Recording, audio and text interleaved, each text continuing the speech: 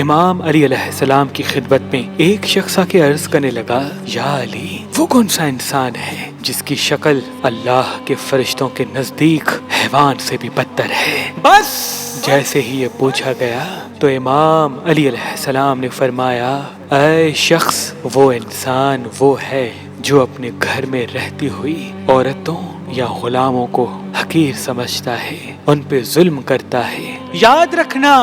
میں نے اللہ کے رسول سے سنا کہ جو بھی انسان اپنے گھر کی عورتوں پہ ظلم کرتا ہے، ان کے حق پورے نہیں کرتا، یا اپنے غلاموں کی بار بار توہین کرتا ہے، تو اللہ کے فرشتوں کے نزدیک اس انسان کی شکل نجس حیوان سے بھی بدتر ہوتی ہے، اور یوں اللہ کی رحمت، برکت اور نور برسانے والے فرشتے اس انسان سے دور رہتے ہیں، اور وہ انسان اللہ کی دربار میں کسی بھی نیکی کا اجر نہیں پاتا، کسی بھی نیکی کا اجر نہیں پاتا۔